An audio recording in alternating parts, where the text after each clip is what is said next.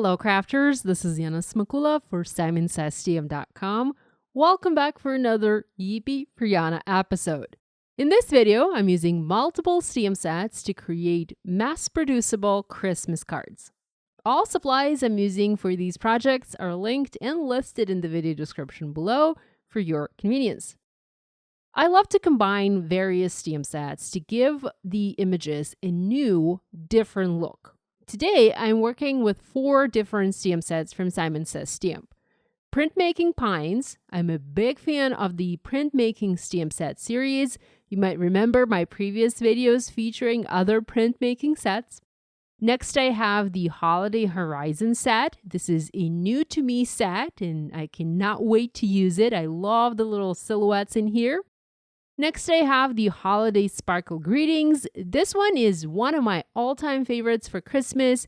I love the big scripty words included in this set, and that joy is absolutely fantastic. And last but not least is the Simple Holiday Greetings set. It is one that is classy and timeless, with many Christmas and holiday greetings that can be used as main sentiments or as sub-sentiments on your holiday cards.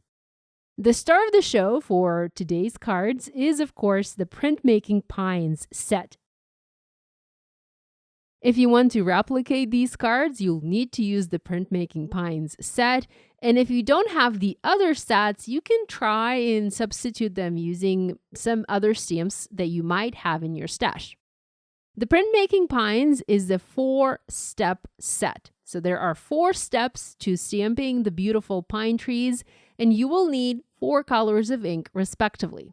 Now, you don't have to mass produce this card design if you don't want to, of course. You can just make one card, but we will be doing quite a lot of stamping. So it makes sense to mass produce this design, as the stamping itself doesn't take a lot of time. It is the change of the layers and the positioning of the layers that takes the longest. I have my MISTI stamping tool. I'm using the larger MISTI and not the small one, as the small one will not accommodate the additional stamping that we'll need to do to fill in the entire background. I also have white cardstock panels cut to 4 1/4 by 5.5 inches. So basically a background for an A2 card. I'm going to start by stamping the first layer, or the layer with the top part of this middle tree.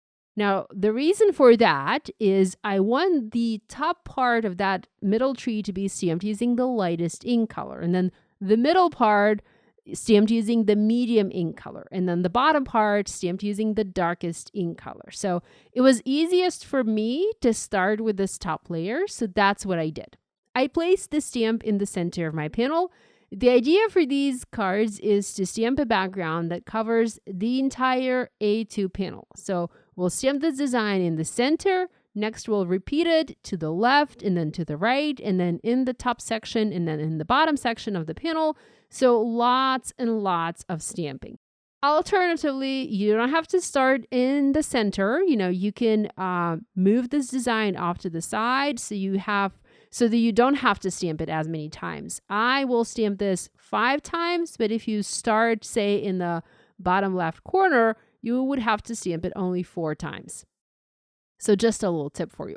I'm going to use the Simon Says Stamp Pawsitively Saturated Inks. They come in nice groupings of 3 colors. So I have my light, my medium, and my dark color, and this is simply perfect for my plan. For this panel, I am stamping the trees in green using the Celery, Limelicious, and Perfection inks, and starting with the Celery as my lightest color. Because I have this stamp set already positioned on the door of my MISTI, I might as well stamp additional panels. So this is where the mass production comes into play. You can mass produce using the same ink color, or you can follow my lead and play a little bit with all the other ink colors that you have in your stash. I decided I needed to stamp the trees in blue, purple, and even pink. With the first layer stamped onto all of my panels, I'm going to stamp the second layer. I am aligning it over my previous stamped layer, and these printmaking stamps are very easy to align. They are not hard to use at all, And I'm ready to stamp the second layer onto this panel and onto the other panels that I have stamped.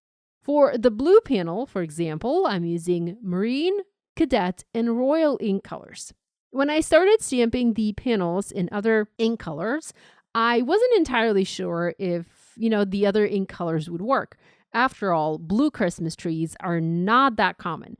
But I wanted to experiment and I wanted to play, and I'm glad that I did because I had a lot of fun during the process and the cards ended up looking fabulous as well. Now, I did make sure to clean my layers or to clean my stamp between the various ink colors to make sure that I didn't have any ink contamination. Next, I aligned my third layer. Again, this is very easy to do, and I stamped it using my darkest green. And then I also used the corresponding darkest ink colors for the other panels that I'm working on. The fourth and final layer is the tree trunks. You stamp all of them at once using brown ink. I have the cappuccino ink for this. Now that I have my main cluster stamped, I have the space around it that I need to fill in. And I do that by repeat stamping the same layer. This is what's going to take the longest, but to me, this is the fun of it. I get to use a smaller stamp set to build a background for my cards. And I repeat the process, starting with the lightest ink and the first layer, and I stamp it again onto all of my panels. I then add the second layer onto all of my panels, and then the third layer onto all of my panels, as well as the fourth one as well. Using a MISTI is a must-have for this technique, as you can just align the image once and replicate the position as many times as you need.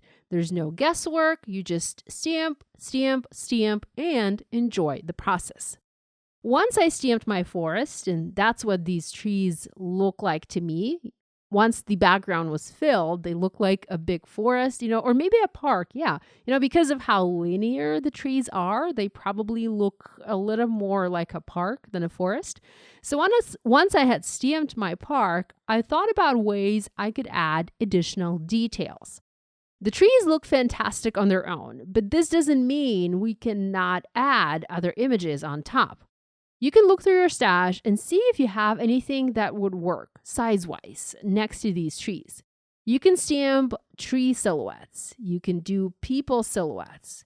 You can add in tiny embellishments to the trees. You can stamp tiny birds. You can stamp little houses, etc. See what you have and try to envision if that would work in conjunction with the trees. So here are the 4 panels that I made. I love the color variations here and all of the different colored trees, even the pink and the purple. My next step for these cards was to stamp the sentiment. I picked the large joy as I wanted something big to spawn across the entire background and, in a way, connect all of the trees. I stamped it using VersaFine Onyx Black ink. This is my favorite black ink for stamping sentiments and solid images. It is very dark, deep black, and I personally think it is the best black ink out there. Look through your stash and see if you have any large Christmas sentiments like this one. If you are not sure if it would work on your background, you can first stamp it onto clear acetate and place that acetate over the background to see if you like it or not. Next, I used the tiny silhouette images from the Holiday Horizons set from Simon Says Stamp. The silhouettes are fun and playful, and they add interest and character to the stamped tree background. I positioned several silhouettes, at least one in each row of the trees, and stamped the silhouettes in the same VersaFine Onyx Black ink. The sentiment I had stamped previously, the large scripty joy, the sentiment was fun, but it wasn't enough for what I had in mind for these projects. So I heat embossed a sub-sentiment in white embossing powder onto various colors of cardstock depending on the color that I used for my trees. So for example, I used red cardstock for the green tree background because red and green go really well for Christmas cards. Then I used gray cardstock, the Simon Says Stamp Fog, for the purple background, silver cardstock for blue trees, and then gold cardstock for the pink trees. And by the way, I have all of the supplies that I use for these cards linked in the description below. Next, I trimmed each background panel down slightly. I cut about 1/8 of an inch off from each side. This gave me a panel slightly smaller than my A2 card, giving me a nice border around the finished card. And I really like that look when I have a white border around my background. I wanted to add something else to my card design, and I decided to add snow. I used gold and silver pens for this, and I simply dotted gold or silver dots onto my white background anywhere between the trees. I didn't add any dots over the trees, just onto the white spaces between them. You can add the dots over the trees if you want to, but I feel like it might look a little bit too busy. Now, I did match the color of the dots to the color of the cardstock used for the sub-sentiment. Next, I cut a panel of white fun foam to 4 by 5¼ inches, and I used that to foam mount my background onto the card.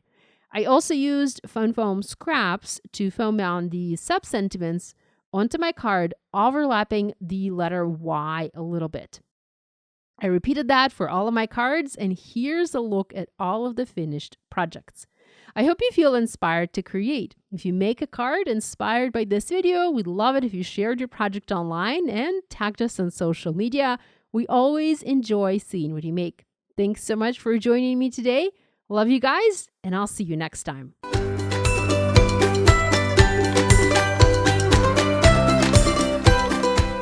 Hi there, I'm Heidi, Simon's mama and founder at simonsaysstamp.com. Thank you so much for watching our video. If you like what you just saw, be sure to press the thumbs up and subscribe to see more great content.